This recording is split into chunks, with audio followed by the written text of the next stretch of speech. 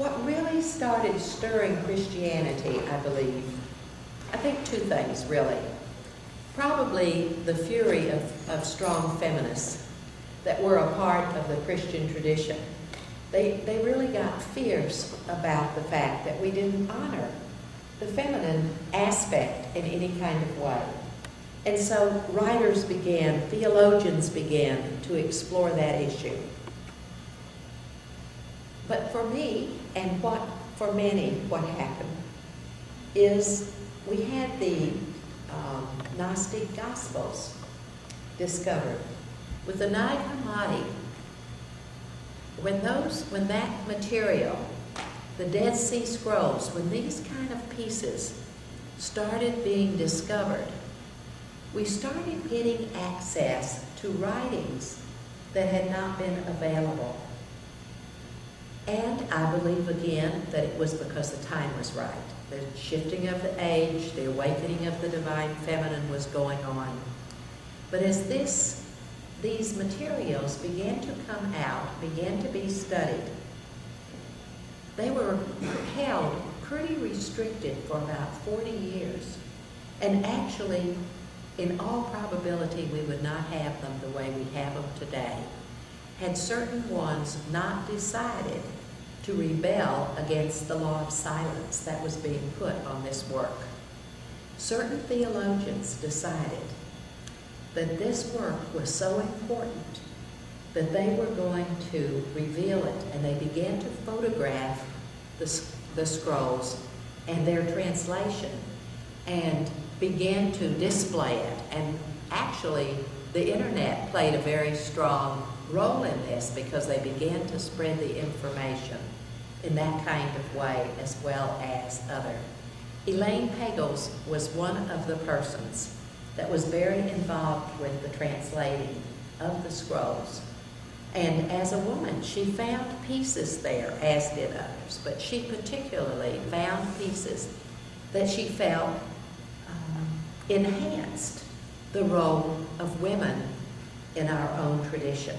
And so she began to write, and she began to put it out. Others did.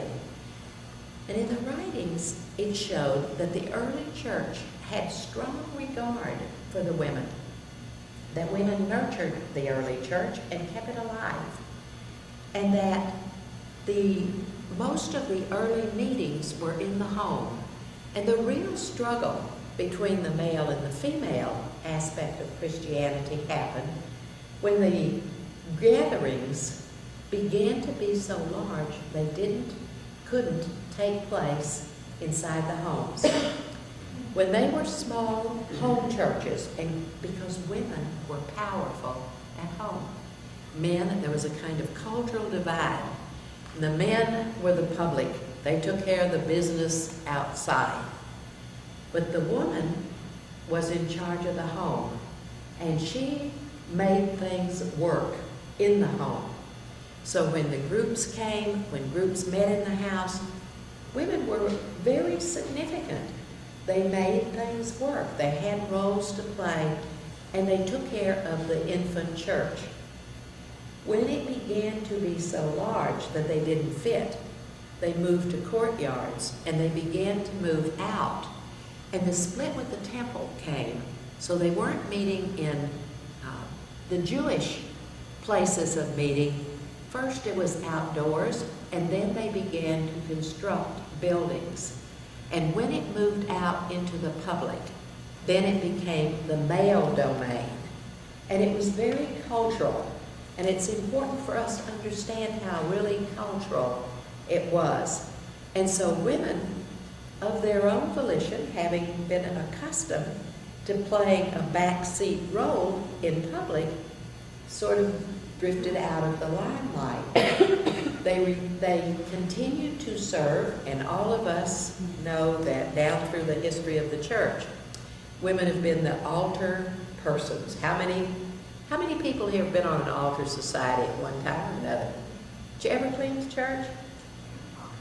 My goodness. It's called the altar society. You go in and you do the cleaning and you make it nice so that when people come to church on Sunday, it's vacuumed and polished and cleaned up. That's what women did. Women did the nurturing. So they kept on.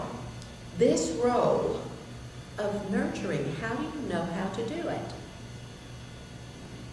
There's something innate that helps us know how to do that. So this innate intelligence is called Sophia.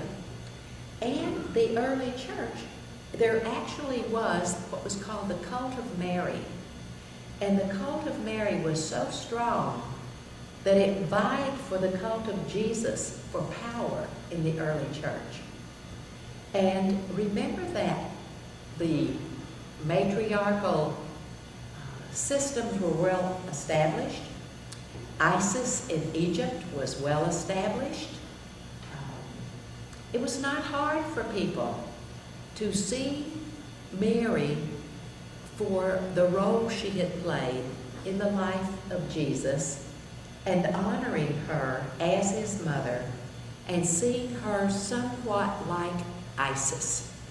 And that was really the way the cult of Mary began to be built. There was debates in the early church, and not that one, I don't believe. This picture here is one that we give out to the Esoteric Christianity Silent Meditation group. But this picture, and I'm sure it's familiar to you, of the infant, it looks like, we think of that like the child Jesus. It's not Jesus at all. If you look at it, it's an adult face. There's a Madonna with an infant.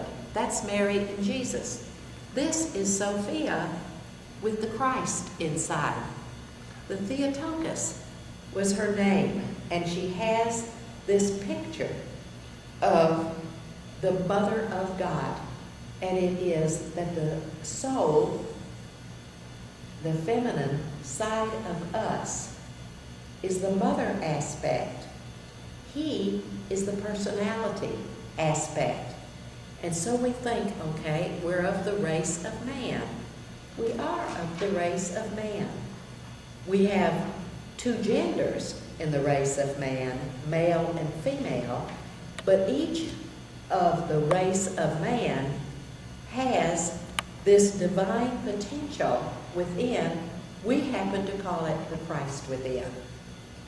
So we are to bring our soul into full activity so that the birth of the Christ can happen within us and lead the life. And the soul is the feminine self. We get in touch with it as we move level by level in our understanding. And she who dwells within begins to prompt us when we get to higher understanding.